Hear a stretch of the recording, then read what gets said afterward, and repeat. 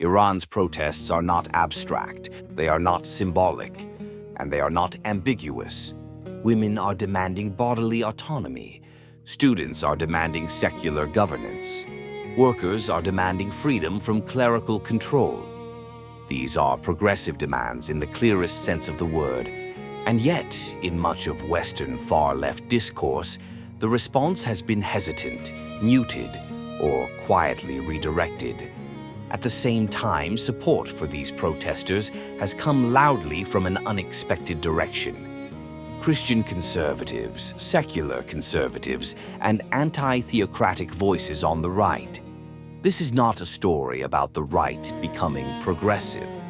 And it is not a story about the left suddenly turning authoritarian. It is a story about what happens when moral frameworks become rigid and reality refuses to cooperate. Part 1. What Iranians are actually protesting. The Iranian protests are not about westernization. They are not about foreign occupation. And they are not about installing a puppet regime. They are about daily life under theocratic rule, mandatory religious law, morality policing, censorship, arbitrary detention, public executions. The people facing batons, bullets, and prison cells are not foreign agents. They are Iranian women, students, artists, and workers. Their slogans are not ambiguous.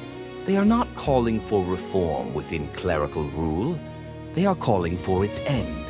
This matters because any serious moral analysis must begin with what people are actually demanding, not with what outside observers wish they were demanding. Part 2. The far left's hands-off Iran. Logic.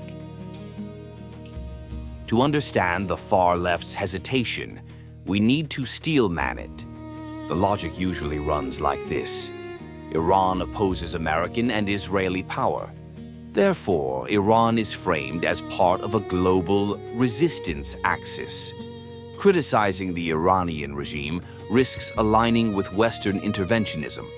And Western interventionism has an ugly, well-documented history. From this perspective, restraint feels principled, silence feels cautious, skepticism feels responsible. The instinct is not born of cruelty. It is born of a framework where opposition to Western power has become the highest moral priority. But this is where the logic begins to fracture. Part 3. When power is mistaken for resistance. The Iranian state is not a marginalized actor. It is not a grassroots movement, and it is not resisting power from below. It is a ruling theocracy enforcing obedience through violence. When the far left treats this regime primarily as a symbol, an anti-imperialist counterweight, it stops seeing the people living under it. Women burning their headscarves disappear. Students chanting for secularism disappear. Workers striking disappear. Anti-imperialism becomes incoherent when it requires ignoring the imperial power closest to the boot on people's necks. At that point, resistance is no longer defined by how power is exercised, only by who that power opposes. And that is not universalism. It is factionalism. Part 4. The unexpected alignment on the right. Now comes the irony. Many conservative voices, religious and secular, have openly supported the Iranian protesters. Their reasons differ. Some oppose theocracy on religious grounds. Some see Iran as a strategic threat. Some are motivated by civilizational or national interest concerns. These motivations are not progressive. They are not left-wing, and they are often selective, but their object of solidarity is unmistakable. They are amplifying women resisting forced veiling. They are supporting protests against clerical rule. They are calling the regime what it is, authoritarian. In Iran, the right did not defend power, it defended protest. Part 5. The irony. This produces an uncomfortable inversion. The far left, which speaks endlessly of liberation, hesitates when liberation challenges its geopolitical narrative. The right, often caricatured as reactionary, ends up backing a secular feminist uprising against religious authoritarianism. This does not make the right morally pure, and it does not mean the left has abandoned its values wholesale. But it does expose a pattern. When principles are filtered through rigid ideological maps, they stop responding to reality. And when reality refuses to fit the map, reality is ignored. What is happening in Iran is not theoretical, it is not symbolic, and it is not something that can be outsourced to foreign governments or ideological allies. Change in Iran will only come from Iranians themselves, from women, students, workers, artists, and families who refuse to accept permanent clerical rule as their destiny. The Islamic Republic maintains power through fear, fragmentation, and exhaustion. It survives not because it is loved, but because it convinces people that resistance is futile, isolated, or endlessly delayed. That narrative is false.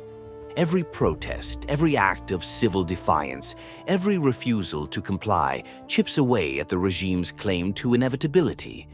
And for the first time in decades, there is something the Islamic Republic fears more than slogans: unity. Many Iranians across generations, regions, and the diaspora are rallying around a transitional vision that rejects both theocracy and chaos. A vision that speaks not of revenge, but of restoration, not of clerical rule, but of a secular, pluralistic future. For many, that vision has found a focal point in Rezapahlavi, not as a dictator in waiting, but as a unifying figure capable of helping Iran move from repression to self-determination. Support for him is not about nostalgia. It is about continuity, legitimacy, and the possibility of an orderly transition away from religious authoritarianism. To the people of Iran, your struggle is seen, your demands are clear, and your refusal to surrender your future to the IRGC is not extremism, it is courage. History does not belong to regimes that rule by force. It belongs to people who outlast them. There is also a challenge here for the left itself. If conservatives can recognize the courage of Iranians resisting theocracy and Venezuelans resisting authoritarian decay, then it cannot be acceptable for the left to stand back out of habit or ideological inertia. Solidarity should not depend on whether a struggle fits a geopolitical narrative. It should depend on whether people are demanding dignity, representation, and freedom from repression. If the left wants to reclaim its role as the movement of reason, fairness, and universalism, then it must be willing to support democratic uprisings even when the oppressor is inconvenient, even when the slogans are unfamiliar, and even when doing so breaks with comfortable alignments. Moral leadership is not proven by who you oppose, but by who you stand with, consistently.